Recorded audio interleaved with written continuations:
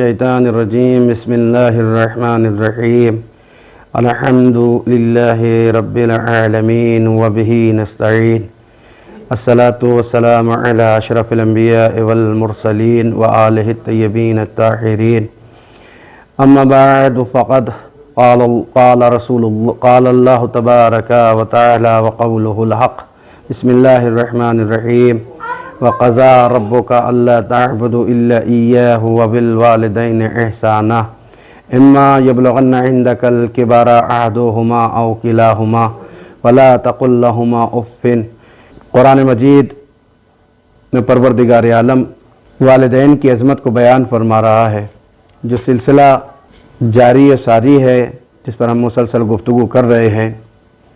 والدین کی عظمت کو پروردگار عالم نے اپنے بعد فوراً بیان فرمایا ہے۔ والدین پروردگار عالم کے بعد اس کائنات میں سب سے زیادہ مرتبہ رکھتے ہیں۔ ان کی رضا میں اللہ نے اپنی رضا کو رکھا ہے اور ان کی ناراضگی میں پروردگار عالم نے اپنی ناراضگی کو رکھا ہے۔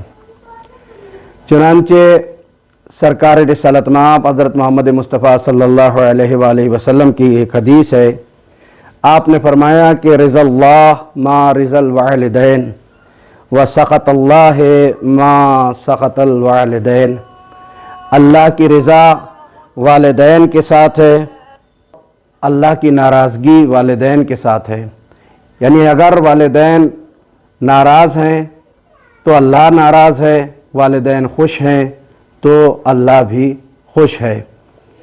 والدین کے مراتب بہت زیادہ بیان کیے گئے ہیں، ائمہ معصومین علیہ السلام نے بیان کیا ہے ان کی عظمت کو، اور قرآن مجید میں خود پروردگار عالم بیان کر رہا ہے کہ خبردار میری عبادت کرنا اور اس کے بعد والدین کے ساتھ میں احسان کرنا مسلسل بیان کیا گیا ہے۔ والدین کے مراتب کے سلسلے میں بہت ساری احادیث ملتی ہیں، بہت سارے واقعات ملتے ہیں۔ مولا کائنات علی ابن ابی طالب علیہ السلام کی خدمت میں ایک باپ اور ایک بیٹا تشریف لاتا ہے۔ جب مولا کائنات کی خدمت میں تشریف لائے تو مولا کائنات نے بہت ہی احترام کے ساتھ انہیں بٹھایا۔ کھانے کا وقت آیا تو مولا کائنات نے آنے والے سے کہا، جو باپ تھا، آئیے میں آپ کے ہاتھ دھلا دیتا ہوں۔ اب چونکہ وہ صحابی تھا، مولا کائنات کا چاہنے والا تھا، وہ طلب گیا، طلب کر کہتا ہے مولا یہ کیسے ہو سکتا ہے کہ آپ میرے ہاتھ دھلائیں؟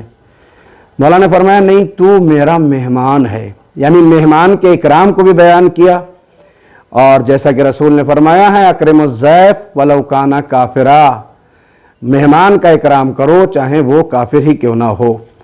چونکہ یہ تو مومن تھا، اہل بیت کا چاہنے والا تھا، مولا علی کا چاہنے والا، مولا علی فرماتے ہیں کہ نہیں، تم میرے مہمان ہو اور میں تمہارے ہاتھ دھلاؤں گا۔ مولا کائنات نے آفتابہ لیا اور اس کا ہاتھ دھلانا شروع کیا۔ جب وہ ہاتھ دھونے سے فارغ ہو گیا تو اب چونکہ بیٹا رہ گیا، تو جب بیٹا رہ گیا تو مولا کائنات نے حکم دیا اپنے بیٹے محمد حنفیہ کو، بیٹا محمد حنفیہ اٹھو اور ان کے بیٹے کا ہاتھ دھلاؤ۔ محمد حنفیہ نے بیٹے کا ہاتھ دھلائے۔ بیٹا کچھ محسوس کر رہا تھا تو مولا کائنات نے بعد میں فرمایا کہ بیٹے تم محسوس مت کرنا، میرے ہاتھ دھلانے سے تمہارے باپ کی بڑی فضیلت تھی، لہذا میں اگر تمہارے ہاتھ بھی دھلاتا تو تمہارا باپ تمہارے ساتھ فضیلت میں شریک ہو جاتا۔ میں یہ نہیں چاہتا تھا کہ بیٹا اور باپ دونوں فضیلت میں برابر کے شریک ہو جائیں، اس لیے میں نے تمہارے بابا کے ہاتھ دھلائے اور میرے بیٹے محمد حنفیہ نے تمہارے ہاتھ دھلائے، تاکہ باپ اور بیٹے میں فرق واضح رہے۔ یاد رکھیے گا، بیٹا کتنا ہی بڑا کیوں نہ ہو جائے، کتنا ہی بڑا عہدہ کیوں نہ پالے، وہ بڑے سے بڑا مولوی یا مجتہد ہو جائے، انجینئر ہو جائے یا ڈاکٹر ہو جائے، لیکن باپ کا مقابلہ نہیں کر سکتا ہے، اس لیے کہ باپ ہوتا ہے، اس کے مراتب اللہ کی بارگاہ میں بہت زیادہ بلند ہیں، بیٹا باپ کے برابر کبھی نہیں ہو سکتا ہے۔ چنانچہ آپ دیکھیں کہ یہ عظمت بیان فرمائی کہ باپ کی کیا عظمت ہے۔ تاریخ اسلام میں بہت سارے ایسے واقعات ملتے ہیں، خصوصی طور پر آیت اللہ مراشی، ان کا یہ واقعہ ملتا ہے کہ جب وہ چھوٹے سے تھے، بچپنا تھا ان کا، تو ان کی ماں نے ان کو کسی کام کے لیے والد کے پاس بھیجا، اور بہت سی روایات میں یہ ہے کہ پانی مانگا تھا انہوں نے، تو پانی لے کر گئے تھے، تو دیکھا کہ والد ان کے بالا خانے پر تھے، وہ سو رہے تھے، تو وہ برابر میں کھڑے رہے پانی لیے ہوئے۔ جب باپ کی آنکھ کھلی تو دیکھا کہ بیٹا کھڑا ہوا ہے پانی لیے ہوئے۔ کہا بیٹا کیا بات ہے؟ کہا بابا آپ نے پانی مانگا تھا۔ کہا تو لاؤ مجھے پانی دے دیتے، مجھے اٹھا دیتے۔ کہا بابا میں نہیں چاہتا تھا کہ آپ کی نیند میں خلل پڑے۔ تو آیت اللہ مراشی کے لیے ان کے والد بزرگوار نے دعا کی تھی کہ پروردگار عالم میرے بچے کو مجتہد بنا دے، عالم دین بنا دے، اتنے بڑے عالم دین بنے کہ آج کائنات میں ان کا چرچا ہے اور انہیں لوگ یاد کرتے ہیں ادب کے ساتھ میں، جو اپنی زندگی میں امام زمانہ سے ملاقات کر چکے ہوں، جو حرم میں آتے ہوئے معصومہ قم سے گفتگو کر رہے ہو۔ کتنا بڑا مرتبہ پروردگار عالم نے انہیں عطا فرمایا۔ یہ صرف باپ کی دعاؤں کا اثر تھا، اسی لیے کہا گیا ہے کہ اپنے ماں باپ کی دعائیں لو، ان سے بد دعائیں نہ لو، ان کی دعائیں بارگاہ الہی میں مقبول ہوتی ہیں۔ قرآن مجید کا دوسرا سورہ ہے سورہ بقرہ۔ بقر کہتے ہیں گائے کو، اس میں ایک گائے کا قصہ بیان کیا گیا ہے، یعنی گائے کا قصہ نہیں ہے بلکہ یہ والدین کی عظمت کو بیان کیا گیا ہے۔ بنی اسرائیل میں ایک قتل ہو گیا، قتل کرنے کے بعد میں اسے لے جا کر دوسرے کے دروازے پر ڈال دیا گیا، بہت انتشار پھیلا، لوگوں میں تلواریں کھنچ گئیں کہ اس کا قتل کس نے کیا ہے۔ آخر نتیجہ یہ ہوا کہ انہوں نے کہا کہ ایسا کرتے ہیں کہ جناب موسیٰ کے پاس چلتے ہیں، وہ خود انصاف سے بتائیں گے کہ کس نے قتل کیا۔ موسیٰ کے پاس آئے، آ کر سارا واقعہ بیان کیا۔ موسیٰ نے بارگاہ الہی میں عرض کیا، جناب موسیٰ عرض کرتے ہیں پروردگار کیا ہے؟ تو حکم پروردگار ہوا، بہت ہی مختصر بیان کر رہا ہوں، کہ ایک گائے کو ذبح کیا جائے۔ بہرحال گائے کو ذبح کرنے کا حکم دیا گیا۔ انہوں نے پوچھا اس کا رنگ کیسا ہونا چاہیے، وہ کیسی ہونی چاہیے، بوڑھی ہونی چاہیے، جوان ہونی چاہیے، یہ ایک الگ مسئلہ تھا۔ پھر جناب موسیٰ علیہ السلام نے جب پروردگار سے پوچھا، جب انہوں نے خود ہی سوال کیا کہ کیسی ہونی چاہیے، تو پھر اس کو بتایا کہ ایسی ہونی چاہیے۔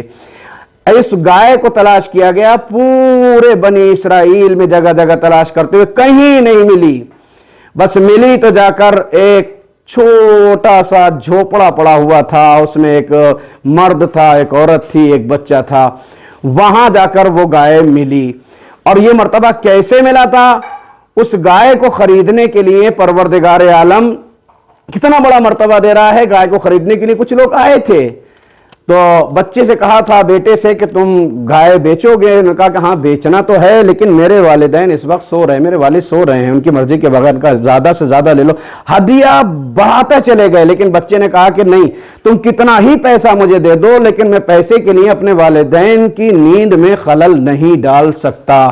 پروردگار عالم کو اس بچے کی یہ اطاعت اتنی پسند آئی کہ پروردگار عالم نے لوگوں کو اس کے دروازے پہ لا کر کھڑا کر دیا، اور اس گائے کی قیمت یہ لگائی گئی کہ جتنا سونا اس کی کھال میں آ جائے۔ سارے بنی اسرائیل کا سونا سمٹ کر اس کھال میں آ گیا، وہ سب فقیر ہو گئے۔ پروردگار عالم نے اس بچے کو غنی بنا دیا، مالدار بنا دیا، اس لیے کہ اس نے والدین کا احترام کیا، باپ کا احترام کیا۔ جو بھی اپنے والدین کا احترام کرتا ہے، پروردگار عالم اسے دنیا میں بھی نعمتوں سے نوازتا ہے اور آخرت میں بھی اپنی نعمات سے نوازے گا۔ وآخرنا دعوانا والحمد للہ رب العالمین۔